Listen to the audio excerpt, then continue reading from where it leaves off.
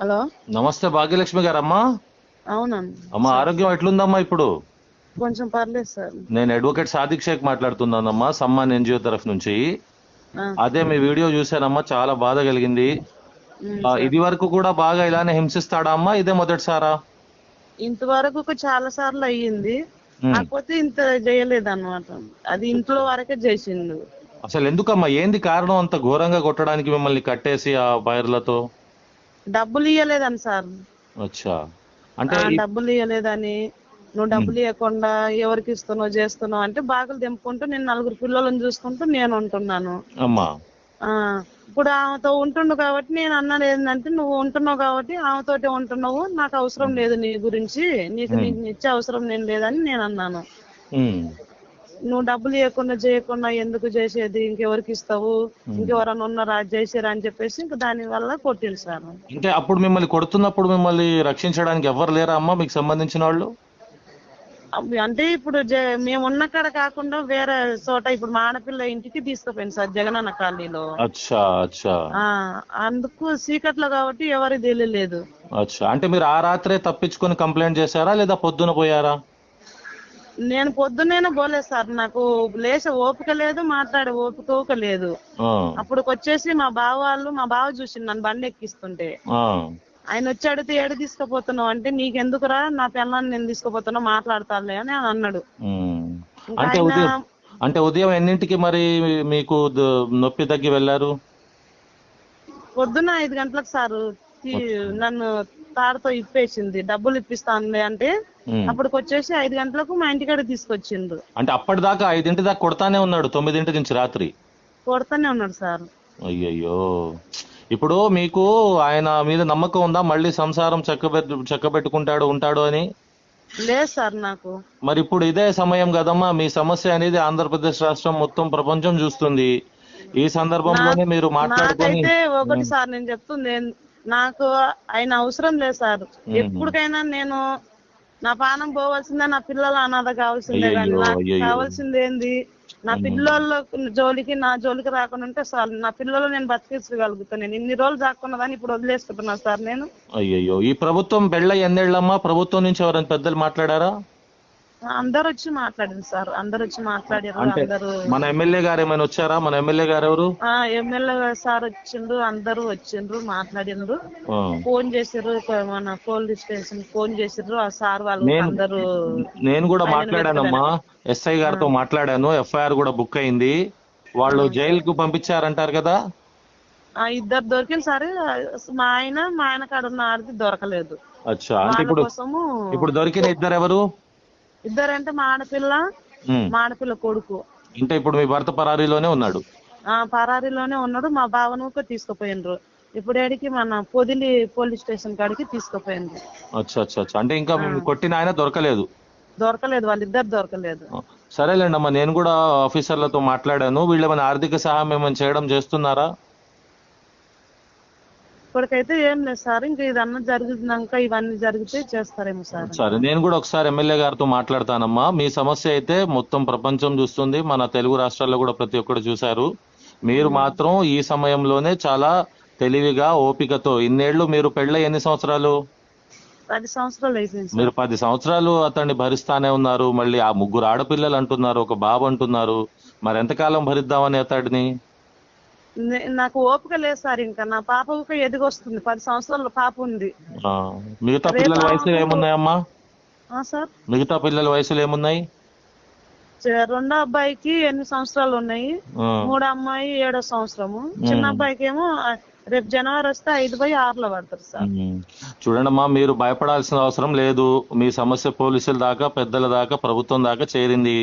మీరు ఇప్పుడు జాగ్రత్తగా మీ పిల్లలకు ఉచిత విద్య కావాలా, మీకు చికిత్స చేయించాలా, మీ భవిష్యత్తు ఏంటి, మీకు ఎక్కడైనా వేరే అవుట్ సోర్సింగ్ ఉద్యోగం కల్పించాలా, ఇటువంటి వాటి గురించి జాగ్రత్తగా ప్రభుత్వంతో మీరు మాట్లాడండి. మేము డిమాండ్ చేస్తాం.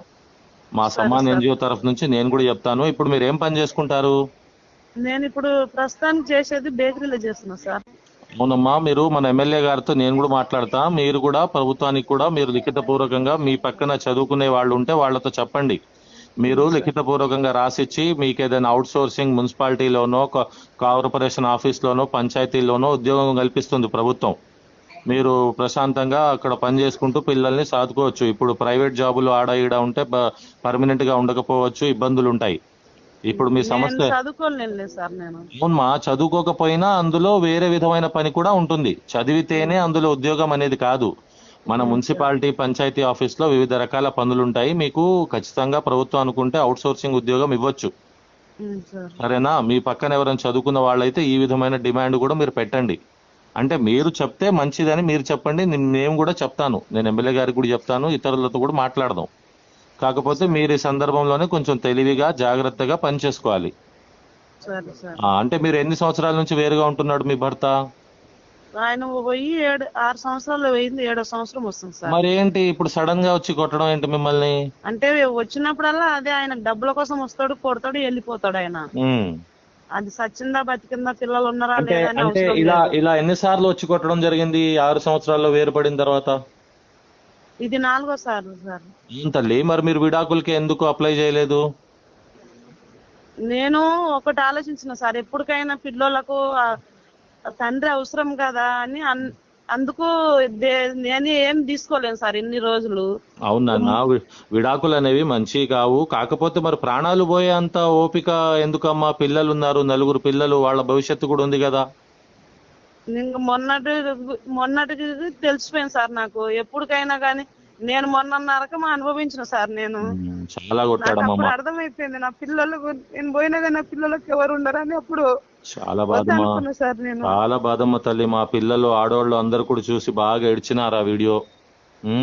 ఇంకా ధైర్యం చేసుకొని ఉండు. చూడు, సమాజంలో మన సమస్య తెలియనంత వరకే. సమాజంలో తెలిసింది కాబట్టి చాలా సంస్థల వాళ్ళు చాలా మంది దగ్గరకు వచ్చి సాయం చేస్తారు. మీ పిల్లలకు కూడా ప్రభుత్వ స్కూల్లో ఉచిత విద్య. పిల్లలు స్కూల్లోకి వెళ్తున్నారా? వెళ్తున్నారు సార్, మేమున్న కాలనీలోనే వెళ్తున్నారు. అంటే మన మన స్కూళ్ళలో, ఉచిత స్కూళ్ళలోనే వేశారు కదా? గవర్నమెంట్ లోనే సార్. ప్రైవేట్ అంటే నా వల్లేడైతే సార్. అవునన్నా, నువ్వు పిల్లల్ని మంచిగా చదివించు. నీ వల్ల అయినా చేస్తుండు. ప్రభుత్వం తరఫు నుంచి సహాయం తప్పకుండా వస్తుంది. కాకపోతే నువ్వు ఏం డిమాండ్ చేయాలి, ఎట్లా నువ్వు నీ హక్కులు సాధించుకోవాలనేది జాగ్రత్తగా పద్ధతిగా చెయ్యి. నువ్వు ఉద్యోగం పొందాలంటే చదవాల్సిన అవసరమే లేదు. చదువుకున్న వాళ్ళకి ఇచ్చే ఉద్యోగాలు కూడా ఇస్తారు. అర్థమైందా? ఎమ్మెల్యే గారితో గట్టిగా నేను కూడా ఒకసారి చెప్తాను. నువ్వు జాగ్రత్తగా ఉండమ్మా. ఇప్పుడు డిశ్చార్జ్ చేస్తారంట, గాయాలు తగ్గాయా? పర్లేదు సార్, కొంచెం తగ్గినాయి. కుట్లు ఏం పడలేదు కదా? లేదు సార్. వాపులు, చర్మం ఊడడం జరిగిందేమో. అదే బెల్ట్ తో కొట్టింది కదా, మొత్తం అంతా కమ్మిపోయింది. అంటే మొత్తం నడుము మొత్తం ఉన్నాయా దెబ్బలు? కాళ్ళ మీద అక్కడ కూడా కొట్టాడా? కాళ్ళ మీద ఏం లేదు, మొత్తం ఒంటి మీదనే వెనకాల మొత్తం ఉన్నట్లు. జాగ్రత్త అమ్మ తల్లి, మరీ అంత ఓపిక పట్టకూడదమ్మా. ఎందుకంటే పిల్లలు ఉన్నారు, భవిష్యత్తు ఉంది. ఇప్పుడు నీ భర్త అనే సాకుతో హింసిస్తానే ఉంటాడు. ఒక్కసారి నువ్వు విడాకులు తీసుకుని నీ బతుకు నువ్వు చూసుకుంటున్నావు అని తెలిస్తే సమాజంలో పెద్దలు కూడా నీతో విడాకులు తీసుకున్న అమ్మాయిరా నీకెందుకురా ఇంకా అంటారు.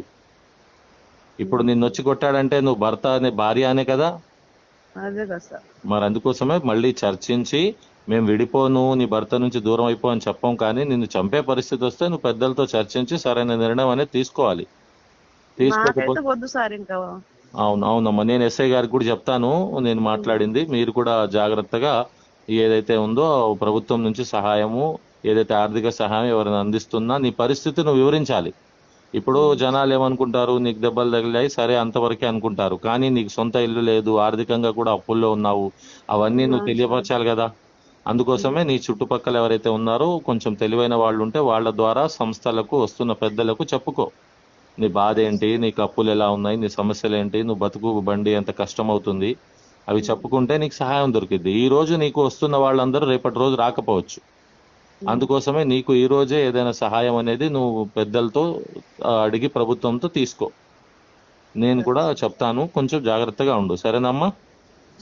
ఇంకేదైనా నీకు ఇబ్బంది ఉందా? ఎవరితో అయినా మాట్లాడమంటావా పెద్దలతో? సరే, నా పేరు గుర్తుపెట్టుకోమ్మా, నెంబర్ సేవ్ చేసుకో. అడ్వకేట్ సాదిక్ షేక్ నా పేరు. సమ్మాన్ NGO సంస్థ నుంచి చేశాను. ఏదైనా సహాయం కావాలంటే నువ్వు అడగొచ్చమ్మా. సరే తల్లి, ఉంటానమ్మా, జాగ్రత్త.